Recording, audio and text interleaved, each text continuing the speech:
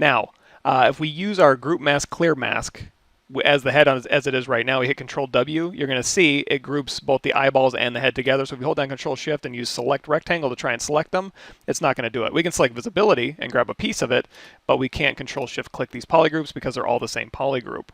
If you want to go ahead and put the head back into one polygroup, all we got to do is hit it. Just grab a little tiny portion of that head, do Control Shift A, which is visibility, grow all, and that'll grab all of the head vertices. If we Control Shift drag, that'll invert that selection, and now we have the eyeballs in one. So whichever one you want to have visible, just hit Control W, and now that'll change the polygroup. Hold down Control Shift and tap to bring visibility back, and now the eyes are in their own separate polygroup.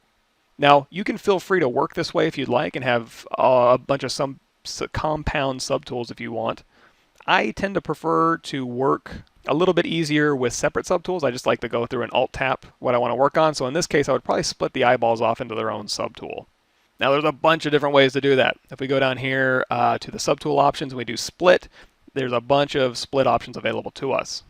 So this is what I'm going to do. I'm going to hold down Control Shift to isolate the eyeballs. I'm going to Control Shift drag to invert selection, and then I'm just going to go to Geometry, Modify Topology, Delete Hidden, and you can see I went for my custom menu because Delete Hidden's right there.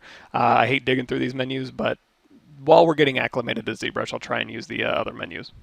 So now that we just have the head, there's no other visibility, it's just the head now. I'm going to go back to BI Brush Insert Primitives, hit M. I'm going to grab that Sphere 32, or go up there and grab it. And we can go ahead and just insert this, and we'll go ahead and position that eyeball into place. Now that we have that, you're going to notice if we go down here to the split, there's one option that's grayed out, it's split hidden. We'll get to that in a second. But there's two options here. There's split unmasked points and split masked points. If I do split unmasked points, because we use an insert mesh brush with auto mask mesh insert, it's going to split my unmasked points, which is going to be my eyeballs. So my eyeballs are going to be split into their own polygroup, or into their own subtool. If I do split masked points, the exact opposite is going to happen. The head is going to split into its own subtool. If we do a group split, because this is a separate polygroup, anything that's a separate polygroup will be split into its own subtool. You know what? Let's stick with these two for now. Let's go ahead and do a split mask points. And now you can see we have a head subtool and an eyeball subtool. Let's go ahead and since the now you're also going to notice it inherited the name of the head subtool, and another thing it inherited was the X symmetry. I didn't turn X symmetry on for the eyeball because the head had X symmetry. Any insert brush mesh you use on that will inherit the properties. In fact, it'll also inherit all your tool properties. So it'll inherit if you had colorize turned on. It'll inherit if you had X and X symmetry turned on. It'll inherit if you had it'll inherit if you had Dynamesh properties turned on. So you can see if we Alt-tap the eyeball, we go down to Dynamesh. It still has the exact same Dynamesh properties. It'll inherit your dynamic subdivision properties. So you can use that to your advantage sometimes. So with this selected, you can go over here to rename, and you can rename this eyes. Now we have eyes, head, and Polymesh 3D ring. So now let's select that head. Let's go in here with our standard brush. Oh, and that's another thing too. If we go into our ZModeler brush or our brush insert, any insert mesh brush, it's going to pop this menu down. That's under Preferences, Interface. Go down here to IMM Viewer, and you're going to see placement is at 1. If you hold down Control, it'll tell you if you want to switch that placement. It'll go to the side, the bottom, and the left side.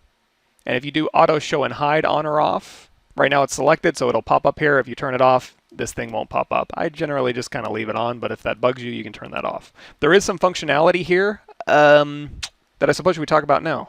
So let's go into Brush, Insert, and this time we'll choose Insert Mesh Industrial Parts here.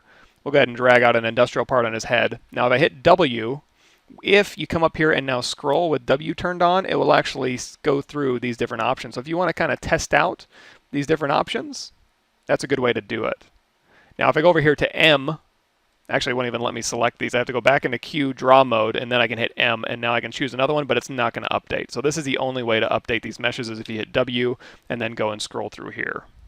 So now that we have that, I'm going to hit W, we're going to move this over, and we'll just kind of wrap this little spring around the ear here. Now there's some really cool deformers we can use for this, but we'll get to those later. There's a lot of stuff I want to bring up, but we got to go in order.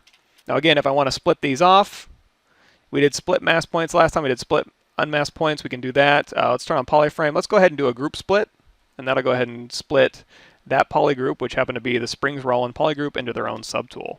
Now let's Alt-tap the head here. Let's go out of polyframe mode. Let's Control drag to unmask. I'm going to go into our standard brush here. I'm going to put a few divots in his head. We're going to Alt-tap the eyeball, we're going to hit W, and then we're going to control drag out a copy of that eyeball. And we can control drag out another copy of that eyeball. So now, this eyeball right here now has 6 different eyeballs. So again, if you go into your move brush here, and you turn on topological, you can move within that range. If you make your brush really big, it'll move the object, but it kind of stretches a little bit. If you do the opposite and make your brush super small, draw a size of 1, when you go to move this thing, it's not like moved up and or left and right, but you can move individual objects, their entire object. So it's kind of, if you make it small, it'll just move within that topological range, but if you make it size of 1, it'll just move that entire object. So that's kind of a little hidden feature in there. Now, if you wanted to say move mask by polygroups, which you still have turned on by 100, so you probably want to watch that. One thing you can do is you can go down here to your polygroups and you can say auto groups, and anything that's not vert welded is going to get its own polygroup. Now, part of the problem is we have mask by polygroups up to 100. Even though we have X symmetry turned on, it's only going to want to move that one polygroup. If you want them to be the same on both sides, that's where you're going to want to go to geometry, modify topology, mirror and weld across the x-axis, and now they're the same on both sides, and now they'll both move. Now for these ones, if I want to have all of these eyeballs in their own subtools, this is where group split will come back into play. So now this is a polygroup, this is a polygroup, this is a polygroup, all different colors. I can go down here to split, group split, and now all of these eyeballs will be in their own subtool. Let's tap this head again, so Alt tap the head, go to brush, insert, and we'll go back to our primitives here. And this is getting a little bit advanced, but one option you can turn on is under modifiers here. You have a multi-mesh selector. If I hold down control, it'll allow you to cycle through the meshes. So if we go here to 1 and we drag out, that'll be a sphere, and then that'll be an icosphere, and that'll be an octosphere, and that'll be a tetrasphere, and that'll be a capsule. Sorry, I got them all mixed up, but you can see as I'm dragging it out, it's dragging out different, it's just going through in order, one after one. If so, 1 is going in order, 2 is going in reverse, and 3 is random. So you can actually use this to just kind of drag objects out on your face, or out on your object, I should say. While it's doing that, I can control drag to unmask. I've got a bunch of different objects here. And every time I dragged a new one out, it got a new polygroup. So I can hold down control shift and I can isolate this one, I can isolate this one, control shift tap to bring it back. I can also hit W, control tap any of these. I can control drag out a copy, control drag to unmask. Hit control tap this one, control drag out a copy of this one. So now I have a bunch of different subtools and also a bunch of different objects. And it's actually not a bunch of different subtools. It's all one subtool, but it's a bunch of different objects and a bunch of different polygroups. So now I do control shift click this one. Because I control dragged it out, it still inherited the same polygroup. Again, I can go down to auto groups and mirror and weld, but I'll go and leave that alone for now. Now if I go over here to split, if I hold down control shift and we just isolate, say, this little ball right there, you're going to see split hidden is now available to me. So what you can do is you can go split hidden, and that'll now split the other objects into its own subtool. If we alt tap this one, we can hold down control shift and select this one. We can control shift drag to invert that selection, and then we do split hidden again. That hidden object is now going to be split into its own subtool. Now group split we talked about, anything that's a different polygroup would be split into its own subtool, but if we go down here to split the parts, just go ahead and click that, every single one of these objects is going to be split into its own subtool. Even though they were the same polygroup across axis, and even though they're the same type of object, they're all, now these are the ones we split out separately, individually, they're all going to be split out into their own subtool because they're not vert welded. So that's what split the parts means. Let's alt tap the head and let's go delete other, and that'll delete everything except for the selected subtool. Let's go BI brush insert primitives. Oops. There we go. And now again, we have multi-mesh selector set to 1, so I'm again going to drag out one object, two objects. I know these all look the same because they're all different types of spheres. Not really what I was hoping, but we'll go keep dragging those out. And now when we go to split the similar parts, what I'm going to do is I'm going to hold down control shift, I'm going to tap this one, control shift drag to invert. I'm going to tap this one, this one, this one, and this one. I'm going to hit control. I'm going to hold down control shift and tap again, and now all of those ones that were not visible are now unmasked. I can hit W. I can control drag out a copy. So now we have multiples of like the square, we have multiples of the cylinder, we have multiples of the sphere. So now even if I hit control W and make this all one polygroup, if I go split to similar parts, it's going to look at the vert count and go, okay, this one right here, those were similar. And I can hit this down and up arrow to cycle through my subtools. And you can also use the up and down key on your keyboard. So the capsules are split in their own subtools.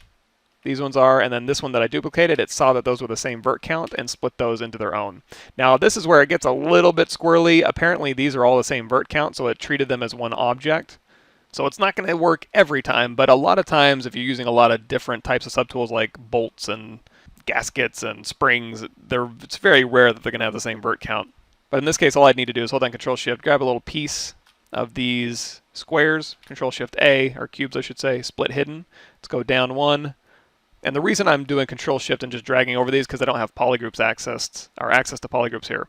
We can go down here to polygroups, auto groups, and then of course we want to go to geometry, modify topology, mirrored weld. I'm just going to use my custom folder here. And now if I want to, I can grab this one, Control-Shift drag to invert, grab this one, and then we can split those out. And then if I turn off solo mode, you're going to see those are now their own subtool here. So again, I'm going to tap this, I'll tap this head, delete other, and we're kind of back where we started. Now you're going to see, because I was inserting and splitting things off, I lost my history. So probably one of those subtools I split off retained the head history, and then this head got split off and then it lost its history. So now I can't go out and smooth these head objects, but I can go back into load tool and grab the head. So we're kind of back where we started. I just need to rotate this down a little bit. To put this right in the middle of the head, I'm going to hold down Alt. I'm going to go to Unmatched Mesh Center. Now, because we had X symmetry turned on, it went to the cheek.